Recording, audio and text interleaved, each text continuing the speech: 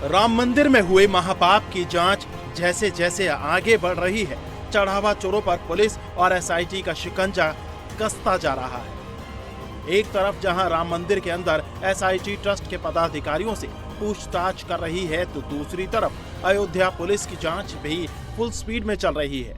अविनाश को रिमांड में लेकर पुलिस की पूछताछ और मामले की पड़ताल में चढ़ावा चोरी में एक एक कर 3 कारों का कनेक्शन सामने आया है।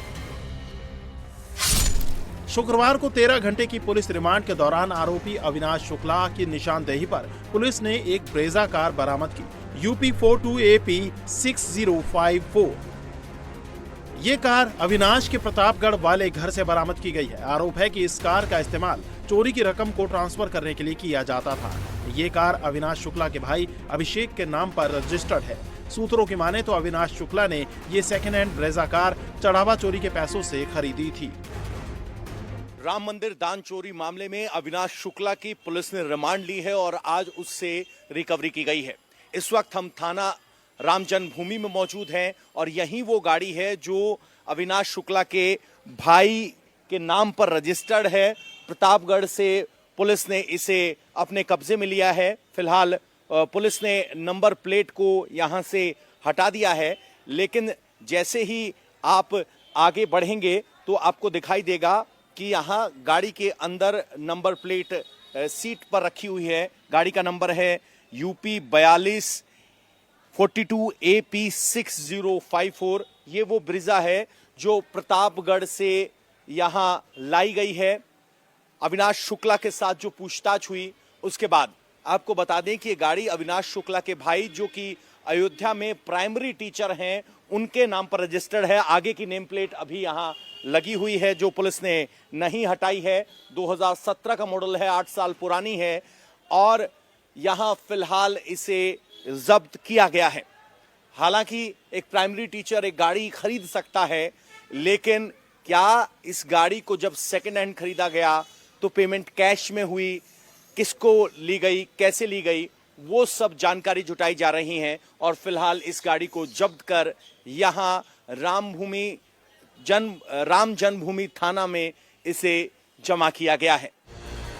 शुक्रवार को पुलिस रिमांड के दौरान पुलिस अविनाश को अयोध्या के अलग अलग इलाकों में लेकर गई।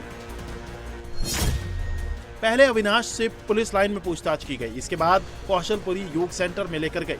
यहीं पर अविनाश शुक्ला रहता था। इसके बाद पुलिस उसे 14 कोसी परिक्रमा मार्ग लेकर गई। सूत्रों की माने तो यहीं पर चढ़ावा चोरी की रकम आपस में बांटते थे।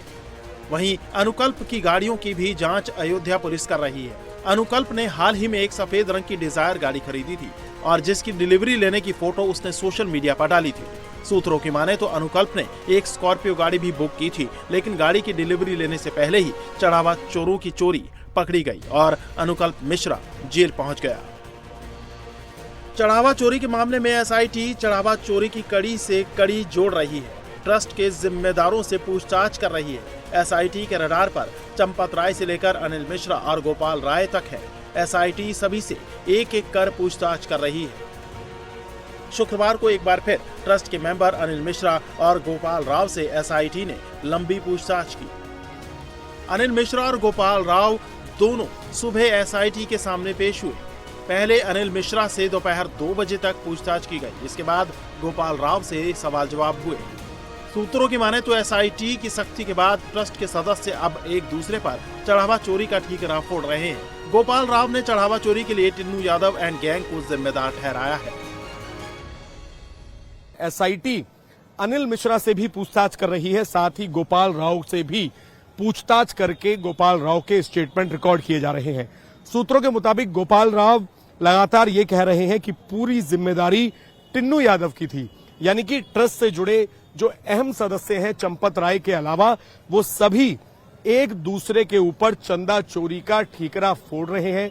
जब एसआईटी ने शुरुआत में इस पूरे मामले की जांच की थी तो चंपत राय के स्टेटमेंट रिकॉर्ड किए थे, लेकिन उस वक्त अनिल मिश्रा और गोपाल राव से पूछताछ नहीं हो पाई थी। एसआईटी अनिल मिश्रा और गोपाल राव से ये जानने की कोशिश कर रही है कि आखिर चढ़ावे की काउंटिंग में इन लोगों को किसने रखा, किसकी सिफारिश पर बिना क्वालिफिकेशन देखे लोगों को रखा गया। महाकुंभ के दौरान ज्यादा चढ़ाव आने पर काउंटिंग के लिए किसके कहने पर लोग बढ़ाए गए। बैंक के जरिए आउटसोर्स कंपनी में करीब 20 लोग किसकी सिफारिश से रखवाए गए। एसआईटी अब इस बात का पता लगाने की भी कोशिश कर रही है कि आखिर कैसे पानी बेचने वाले मैकेनिक ड्राइवरों को बिना किसी एक्सपीरियंस के चढ़ावा गिनने का काम दे दिया गया। बताया जा रहा है कि चंपत राय ने रामलला मंदिर की जो भी पूरी जिम्मेदारी थी, खास तौर पर दान चंदा को लेकर, अंदर एंट्री को लेकर, सभी जिम्मेदारी डॉक्टर अनिल मिश्रा को दी हुई थी। और अनिल मिश्रा के रिकमेंडेशन पर ही जितने आउटसोर्स कैशियर्स थे जिनकी गिरफ्तारी की गई है, उन सबको यहां पर भर्ती किया गया था, जिनमें से कई लोग ऐसे हैं जिनका प्रोफाइल ना तो बैंकर का था, ना ही अकाउंटेंट का उनका प्रोफाइल था। कोई मैकेनिक था, कोई पानी की बोतलें बेचने का काम किया करता था। तो आखिरकार उनको इतनी बड़ी जिम्मेदारी कैसे दे दी गई? इन्हीं तमाम सवालों के जवाब ढूंढने के लिए फिलहाल एसआईटी अनिल मिश्रा और गोपाल राव के स्टेटमेंट रिकॉर्ड कर रही है और जरूरत पड़ने पर चंपत राय से भी दोबारा पूछताछ की जा सकती है। सूत्रों की माने तो राम मंदिर के अंदर की पूरी जिम्मेदारी चंपत राय ने अनिल मिश्रा को दे रखी थी। एसआईटी अब इसकी भी जांच कर रही है कि राम मंदिर से जुड़े किन लोगों की संपत्ति हाल ही में कुछ सालों में तेजी से बढ़ी है। दान पात्र हैं, उसमें भी बहुत सारे लोग अपनी सोने की चेन, अंगूठी ये सब चढ़ाते हैं, सोने के सिक्के, चांदी के सिक्के।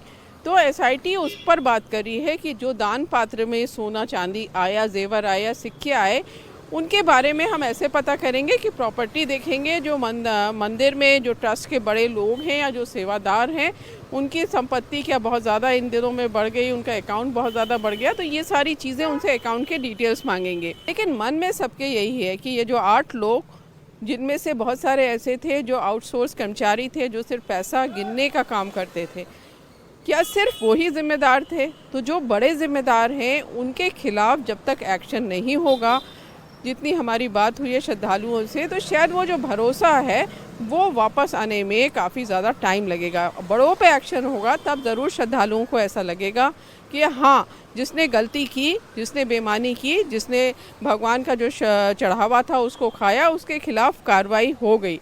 तो यानी न्याय हमें मिला कि जो हमने चढ़ावा चढ़ाया था वो किसी और के जेब में गया, लेकिन उसको पकड़ लिया गया। सूत्रों की माने तो आज पुलिस गिरफ्तार आरोपियों में से किसी और आरोपी की पुलिस कस्टडी की मांग कर सकती है।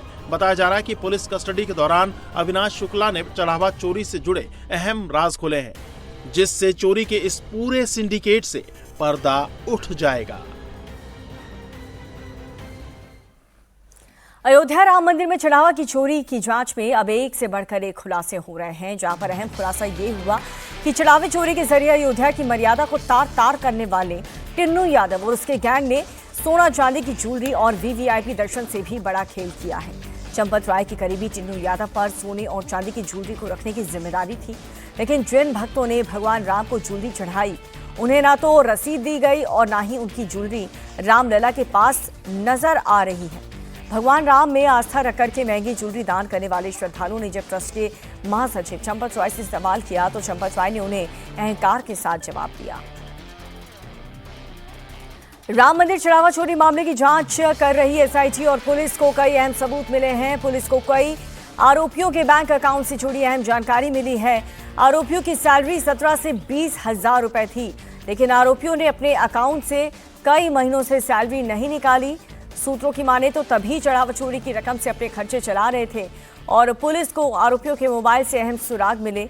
आरोपियों के मोबाइल से चोरी की रकम बंटवारे की चैट मिली।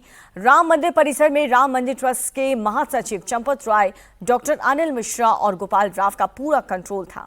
मंदिर व्यवस्थाओं का चंपत राय, अनिल मिश्रा और गोपाल राय संचालन करते थे और साथ ही टिन्नू यादव पर सोने और चांदी की ज्वेलरी को रखने की जिम्मेदारी थी। इस बीच राम मंदिर में व्हील चेयर चलाने वाले को लेकर के भी बड़ा खुलासा हुआ। सूत्रों की माने तो राम मंदिर में व्हील चेयर बनाने वाले चालकों ने भी बड़ी संपत्ति बनाई है। व्हील चेयर ड्राइवर के पास से कार और आय से अधिक संपत्ति होने की जानकारी सामने आई और इस खुलासे के बाद से अब व्हील चेयर चलाने वाले चालकों की भी जांच की जाएगी।